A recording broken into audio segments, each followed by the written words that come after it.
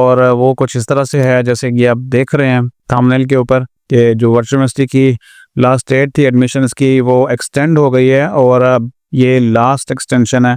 इसके बाद मज़ीद कोई एक्सटेंशन नहीं होगी। एक चांस है जिन लोगों का एडमिशन अभी नहीं हो पाया किसी भी वजह से, मैं कुछ वजूहात शेयर कर देता हूँ आपके साथ, तो आप इस चांस को अवेल करें और अपना एडमिशन कंफर्म कर लें। तो वो चीज़ें कौन कौन सी ऐसी हो सकती हैं जिस वजह से अभी तक आपका एडमिशन नहीं हुआ, क्योंकि बहुत सारे लोगों ने आज भी अप्लाई किया होगा लास्ट डेट समझ के, तो इससे पहले भी बहुत सारे मुझे मैसेज आते हैं कि अभी तक उनको कोई रिस्पॉन्स नहीं आया।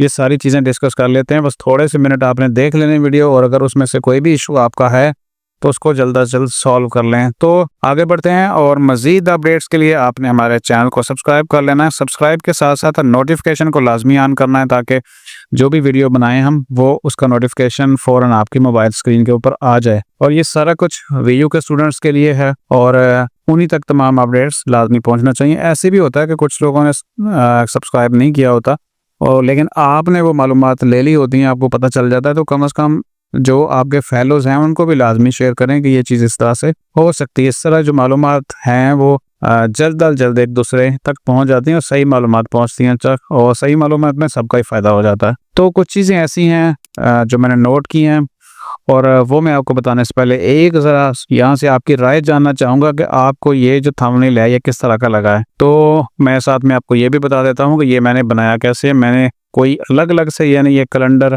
ये वीयू, ये वाली जो टेक्स्ट है या ये वाला जो डिज़ाइन है एक्सटेंडेड और उसके नीचे और ये जो चमक रही हैं चीज़ें जैसे कोई यूनिवर्सल में कोई इस तरह के चीज़ें चल रही होती हैं, आपने देखा होगा। तो अब मैंने इसमें कुछ भी जो है वो खुद से नहीं बनाया।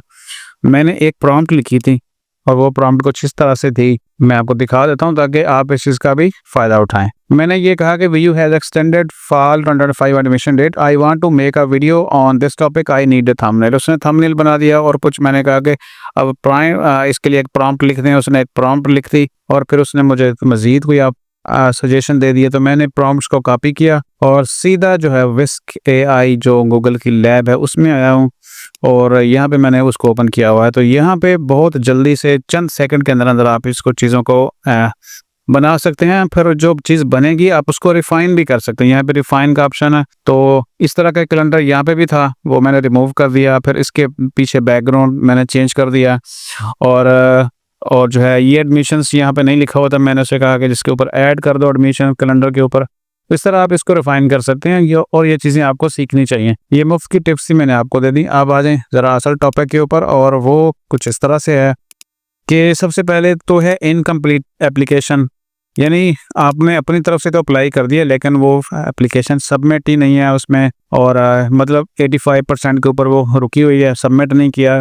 किसी भी वजह से हो सकता है, आपको इसका आइडिया नहीं हुआ होगा, क्योंकि कुछ केसेस ऐसे आए हैं उन्होंने कहा जी हमें अप्लाई किया हुआ है लेकिन हमें रिस्पॉन्स ही नहीं आया। तो जब देखा उनकी एप्लीकेशन को तो वो सबमिट ही नहीं हुई थी, 85% के ऊपर रुकी हुई थी। तो जिनकी भी इनकम्प्लीट है सबसे पहले तो उसको कंप्लीट करके सबमिट करना चाहिए। उसके बाद सबमिट तो हो गई, यानी कंप्लीट कर लिया आपने 100%, और उसके बाद आपको जो चालान आता है 500 रुपीज़ का प्रोसेसिंग फ़ीस का, वो अभी तक आपने पे नहीं किया। तो यूँ समझ लें कि ये वाली और ये वाला प्रोसेस एक जैसा है जब तक आपने अभी तक उसको पे ही नहीं किया। तो पे नहीं करेंगे फाइल आपकी प्रोसेस नहीं होगी, और प्रोसेस नहीं होगी तो पता नहीं चलेगा कि उसमें कोई डिस्क्रिपेंसी है, कोई कमी पेशी है या वो सब ओके है, क्योंकि इस पे करने के बाद ही अगला प्रोसेस स्टार्ट होता है।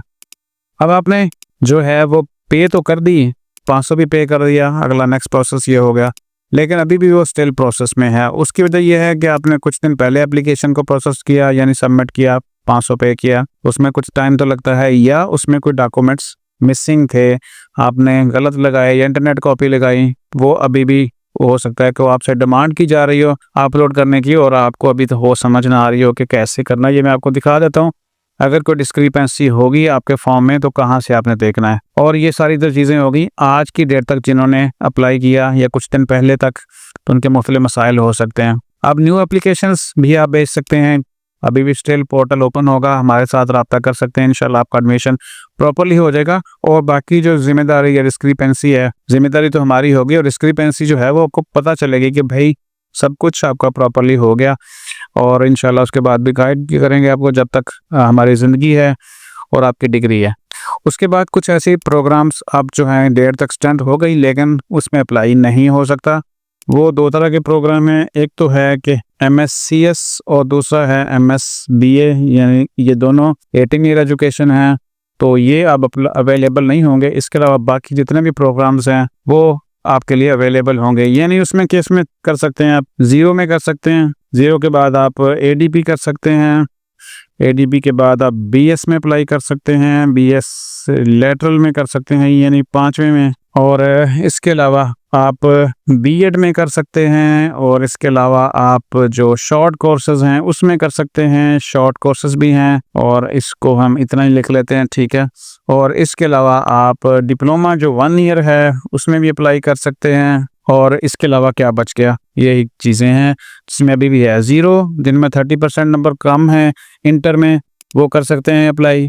और इसके बाद ADP है वो कर सकते हैं, BS में भी अप्लाई हो जाएगा। BS लेटरल में यहाँ पे मैं आपको बता दूं कि बाज़ औक़ात ऐसे होता है कि इसको हम यहाँ से मिटा देते हैं, हम BS लेटरल की बात कर लेते हैं कि इंटर में आपके जो नंबर है ना, इंटर में लेस देन 45 है, ठीक है, ये लेस 45% हैं आपके मार्क्स, लेकिन हम इसकी बात कर रहे हैं, ठीक है, BS लेटरल की। मैं यहाँ से आपको थोड़ा सा वाजे कर देता हूँ, इसको हाईलाइट कर देते हैं, ठीक है। BS लेटरल की बात कर रहे हैं कि इंटर में लेस देन 45% है, जबकि BA में आपके नंबर प्लस 45 हैं, यानी 45 से प्लस मार्क्स हैं, तो फिर आपका दाखिला जो है वो हो जाएगा डिग्रीज में जो BS लेटरल की डिग्रीज हैं, ठीक है।